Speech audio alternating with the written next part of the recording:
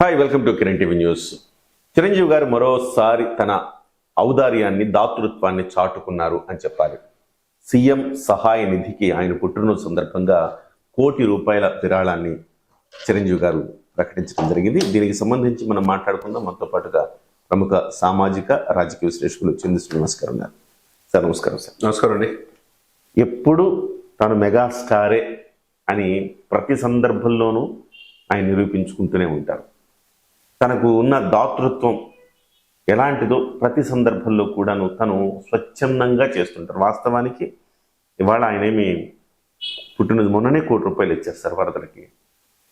ప్రతిరోజు లక్షల కొలది ఆయన ఇంటి నుంచి సహాయం వెళ్తానే ఉంటాయి. అలాంటి వ్యక్తి మళ్ళీ ఇవాళ పుట్టినరోజు సందర్భంగా మళ్ళీ ప్రజలు నాకు ఇంత ఇచ్చారో ఎంతో కొంత తిరిగి ఇచ్చేసేయాలి అనే ఒక భావన ఉంది. చూశారు, తమ్ముడు అన్నయ్య ఇద్దరు ఒకళ్ళని మించి ఒకళ్ళు చేస్తున్నారు. మళ్ళీ ముఖ్యమంత్రి సహాయ నిధి ఆంధ్రప్రదేశ్కి ₹1,00,00,000 ఇవ్వటాన్ని ఎట్లా చూస్తారు? డెఫినెట్గా అంటే పవన్ కళ్యాణ్ గారు మీరు చెప్పినట్టు తన అన్నని బర్త్డే విషయం చెప్తా అద్భుతమైన మాటలు చెప్పాడు. నేను ఈ స్థానానికి కారణం మా అన్నయ్య గారిని చూసి నేర్చుకున్నాను, ఓర్పు నేర్చుకున్నాను, ఆయన దగ్గర రాజకీయాలు ఎలా ఉండాలో నేర్చుకున్నాను అనేది పలు సందర్భాలు చెప్పాడు. నాకు అన్న తండ్రితో సమానం అన్నాడు. అదే సమయంలో ఆయన భావోద్వేగాన్ని చిరంజీవి గారు కూడా లెటర్ ద్వారా, తమ్ముడు నీకు అన్ననే ఎందుకు నేను చాలా గర్వపడుతున్నాను తమ్ముడు, గ్రేట్ కదా నా మాట అంటవే కాకుండా కోట్లాది మంది నీ వెనక జన సైనికులు నడుస్తున్నారు, ఓ రాజువై వాళ్ళు నడిపించాను.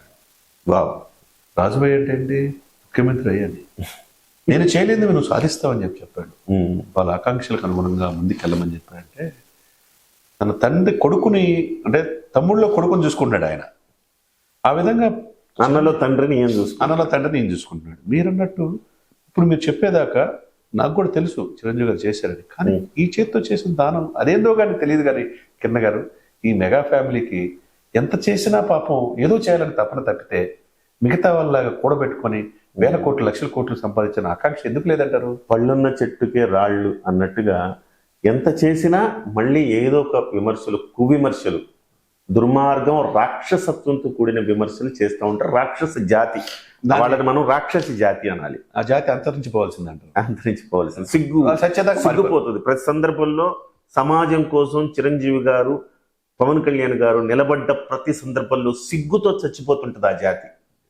కరెక్ట్గా చెప్పారు సార్. 3 విషయాలు సార్ కిరణ్ గారు. చిరంజీవి అనేది పెద్ద మహావృక్షం. నేను ఎప్పుడు చెప్తుంటా, చెట్టు చిరంజీవి అయితే భవిత బంగారమే. ఏం ఆశించకుండా మనకు నీడనిస్తుంది, ఆక్సిజన్ ఇస్తుంది, కూర్చోటానికి కుర్చీ, పడుకోవటానికి బెడ్, చచ్చిపోయిన తర్వాత 4 కట్లే. ఏమన్నా రాక్షస జాతి కానీ లక్షల కోట్లు సంపాదించేవాళ్ళు కానీ ఎవడైనా తీసుకెళ్తారా?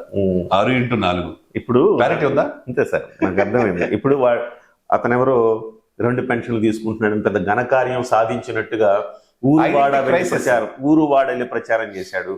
ఆమె గంజాయి మొక్క ఆమె ఛానల్కి తీసుకొచ్చి అతన్ని ఇంటర్వ్యూ చేసింది. ఆ గంజాయి మొక్కలకు తెలియాల్సిన అవసరం ఏంటంటే ఎన్ని 60 వేళ్ళు అయితే ₹1,00,00,000 అవుతుంది.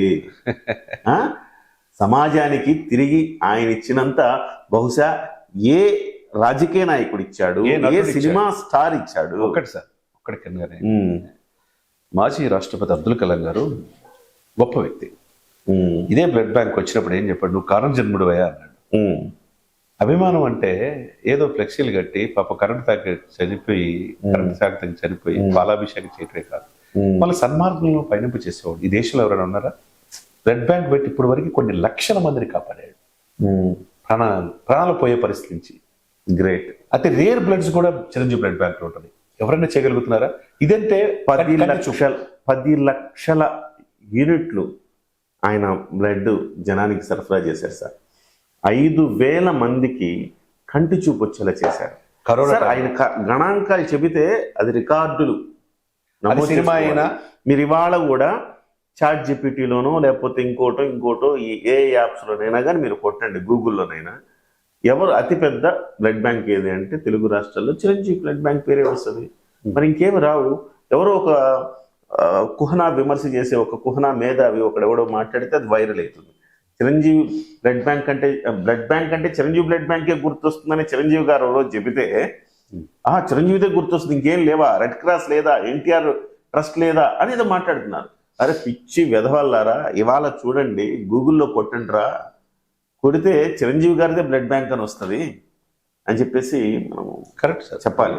కరోనా టైంలో ఈ 24 క్రాఫ్ట్స్ ఇబ్బందులు ఉంటే ఇంట్లో నుంచి ప్రాణభయంతో బయటకు రాని పరిస్థితుల్లో ఎవరిచ్చారు సార్ సిటీ ద్వారా ఎంత సహాయం చేసినా కూడా తెలియదు. ఆయనకు వచ్చింది కొద్దిగా, ఏదో 2-3 కోట్లు అయితే కోట్లాది రూపాయలు ఖర్చు పెట్టాడు. 24 క్రాఫ్ట్స్ కి 6 నెలలు నిత్యావసర వస్తువులు ఇచ్చాడు, ప్రాణాలు కాపాడాడు కదా. రెమిడిసివిర్ ఇంజెక్షన్ బయట మార్కెట్ 80,000 రూపాయల పలికి ఇంజెక్షన్ ఉచితంగా ఇచ్చాడు. ఆక్సిజన్ 40 చోట్ల ఆక్సిజన్ సిలిండర్లు ఇచ్చారు. ఏది రాష్ట్ర సరిహద్దు గంజాయి మొక్కలు చెప్పాలి.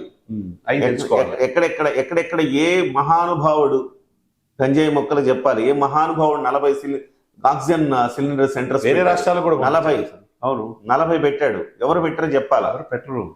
ఇవన్నీ ఒక ఎత్తు అయితే చాలా మంది తెలియంది. 1 కోటి రూపాయలు ఇచ్చారని చేసిన సహాయం కూడా చెప్పుకోడు సార్. ఆయన మన 1 కోటి రూపాయలు వరదలకు ఇచ్చాడు కదా, ఆ రాష్ట్రం ఈ రాష్ట్రానికి తన తమ్ముళ్ళగా. అటు కోటి ఇటు కోటి. ఈ మెగా ఫ్యామిలీ 9 కోట్లు ఇచ్చింది.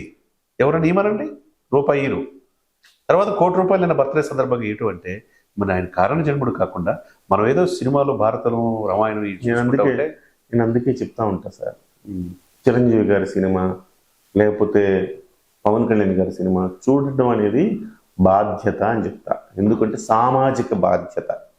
వాళ్ళకి 1 రూపాయి ఆ సినిమాకి పెట్టినందుకు అది మళ్ళీ తిరిగి సమాజానికే వస్తుంది. అంతే కదా సార్, అంతే కదా సార్. సో సామాజిక బాధ్యత కాదా అది? 100% సామాజిక బాధ్యత. సో అలాంటి వాళ్ళు ఎంతమంది ఉన్నారు, ఎంతమంది చేస్తున్నారు అనేది నేను క్వశ్చన్ అడుగుతున్నాను. ఇప్పుడు 7 పదుల వయసులో కూడా ఆయన గుళ్ళంతా గుల్ల చేసుకుని ఫైట్స్ చేసి డాన్స్ చేసి మెప్పిస్తాడంటే ఏందంటారు? ఆయన సాధించాల్సింది లేదు, ఆయన చూడండి లేదు, భారతరత్న చూడాల్సింది లేదు. అది ఒక భారతరత్న ఒకటే. అయితే ఈవెన్ ఎందుకు ఆయన చేస్తాడంటే డబ్బు కోసం కాదు, వచ్చిన డబ్బంతా సేవా కార్యక్రమాలు. ప్రజలు తనంటే ఇష్టపడిన కొన్ని కోట్ల మంది ఉన్నారు, వాళ్ళు ఇన్స్పైర్ అయ్యారు. వాళ్ళ కోసం వాళ్ళని అలరించడానికి తాను ఇప్పుడు కూడా దేహాల గాయాలు చేసుకుంటున్నాడు. అది కదా సార్, అది చూడాలి వీళ్ళకి. ఆయనతో ఎవరైతే విమర్శన చేసేవాళ్ళు ఒక స్టెప్ ఏమనండి చేస్తారంటారా? ఏమేస్తారు సార్, ఏమేస్తారు సార్? ఆయన 70 ఏళ్ల వయసులో ఆయనకున్న గ్రేస్ ఏంటి? మొన్న అనిల్ రావిపూడి సినిమా చూస్తే ఆ కోట వేసుకొని సిగరెట్ తాగితే స్టిల్ ఏంటి, ఆ గుర్రం పట్టుకొని. నిజంగా చెప్తున్నా సార్, నాకు ఫేస్బుక్ లో కూడా పెట్టా. ఈ వయసులో అంటే ఆ వయసులో ఆయన చేస్తే ఈ వయసులో ఆ శారీరక దారుఢ్యం కావచ్చు, శారీరక క్రమశిక్షణ కావచ్చు లేనందుకు మేము సిగ్గుపడుతున్నాం అన్నయ్య అని నేను పెట్టే కామెంట్. నిన్ను చూసి గర్వపడుతున్నాము అని చెప్పేసి కామెంట్ పెట్టా. ఎవరైనా చెప్పుకోవాలంటే గర్వంగా చెప్పుకుంటాం నీ గురించి. అంతే కదా సార్. ఇప్పుడు కర్ణుడు గురించి మనం చెప్పుకుంటాం, గొప్పతనం గురించి. మనకు అభినవ కర్ణుడిగా మనం చిరంజీవి గారిని చేసే దానాల్ని, వాళ్ళ తమ్ముడు చేసే దానాల్ని ఈ అందరూ అన్నదమ్ములు చూసి నేర్చుకుంటారు బాబు. కొద్దిగా జ్ఞానోదయం వచ్చింది, సామాజిక స్పృహ వస్తుంది, టు డూ సంథింగ్ అవర్ సొసైటీకి చేయాలన్న ఆలోచన వస్తుంది అనేది కిరణ్ టీవీ సాక్షిగా చెప్తున్నాం sir. Thank you sir, thank you very much sir. So Chiranjeevi గారి గురించి మాట్లాడుకోవడం కూడా సామాజిక బాధ్యత, అది కూడా ఒక గర్వకారణం. Right sir, thank you very much. గంజాయి మొక్కలకి ఏం తెలుస్తుంది, గంధపు చెక్క వాసన. కాబట్టి తెలుసుకోవాలి వీళ్ళందరూ కూడా. చిరంజీవి గారు పుట్టినరోజు సందర్భంగా 1 కోటి రూపాయలు విరాళం ఇచ్చారు. ఎవరైనా అడిగారు ఆయన్ని ఏమన్నా ఇస్తారా అని, ఆయన ఇచ్చారు. కాబట్టి ఇలాంటి మంచి మనుషుల్ని 60,000 61,000 2 పెన్షన్లు తీసుకుంటాడు. ఆ 2 పెన్షన్లు కూడా ఆయన ట్రస్ట్కి మళ్ళించాడు. ఇలాంటి వాళ్ళకి ఏం చెప్తాం సార్? Thank you sir.